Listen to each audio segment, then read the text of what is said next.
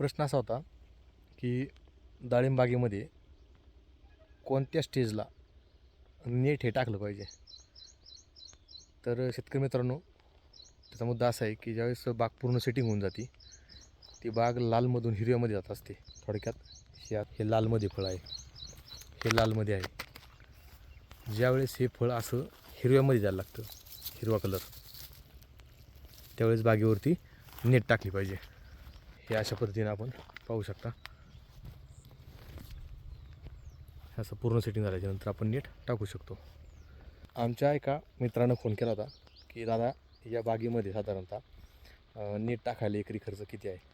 तर गेल्या वर्षी आणि 2 वर्ष रेग्युलर, 2 वर्ष आपल्याला 147 रुपये किलो याप्रमाणे नेट आपल्याला भेटली होती. परंतु यावर्षी युद्धजन्य परिस्थिती आणि प्लास्टिकचा तुटवडा यामुळे नेटचे रेट सध्या वाढलेले आहेत. तर वाढून किती वाढलेत ते 147 रुपयापासून 180, 85, 90पर्यंत रेट गेले आहेत. तर यामध्ये एकरी खर्च पहिला आपला साधारणतः 40 ते 45 हजार रुपये येत होता. 350 ते 400 किलो साधारणतः एकराला नेट लागते. एका किलोमध्ये 12 ते 18 फूट ही 11 ते 12 फूट जी लांबी रुंदी असते नेटची, त्यामध्ये सरासरी पडते.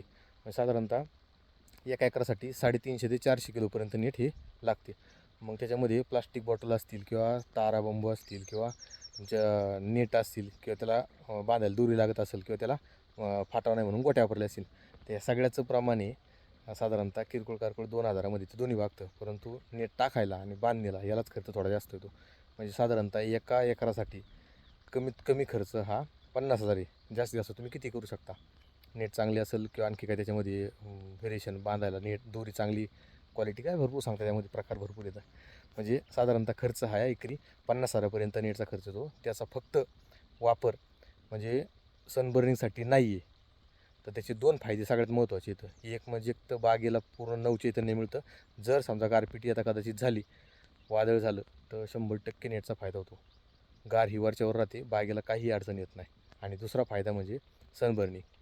हे महत्त्वाचे 2 फायदे. आणि सगळ्यात महत्त्वाचा आणि तिसरा फायदा म्हणजे तुमचा तेलकट किंवा तेल्या हा 100% या बागेमुळे थांबतो.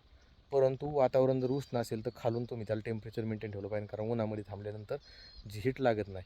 त्यानंतर वरून आपण जी जाळी बांधतो, हे पाहू शकता आपण वरती, तुम्हाला दाखवतो. ही जी वरती गॅप आहे, असा हा गॅप पाहिजे 2 जाळीमधला, म्हणजे वरून व्हेंटिलेशन बऱ्यापैकी होतं आणि आतमध्ये जास्त उष्णता तयार होत नाही. काहींचं म्हणणं असतं पूर्ण 12 फुटातली नेट टाकावा, 11 फुटातली टाकावा. परंतु तुमची बाग जर 8वर असेल तर साधारणतः 11, सव्वा 11 फूट, 11.5 फुटामध्ये किंवा 11 फुटातली नेट चालते. मध्ये गॅप राहिला पण 1-2 फुटाचा, ती लांबतीसुद्धा आपण वाढल्यानंतर, कारण त्याला बऱ्यापैकी स्ट्रेचेबल असते ती. तर त्या पद्धतीनुसार आपली नेट टाका. बागेला खर्च हा 100% नेटचा आहे, परंतु नेटमुळे भरपूर फायदे येतात. फक्त सनबर्निंग हा महत्त्वाचा विषय सोडून बाकी भरपूर फायदे येतात नेटचे. त्यामुळं टाकायची नाही टाकायची आपला सर्वस्वी बजेटचा विषय असतो. परंतु 100% नेट जर टाकलं तर क्वालिटी ही 100% टिकून राहते.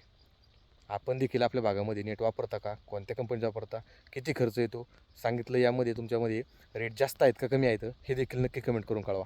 धन्यवाद.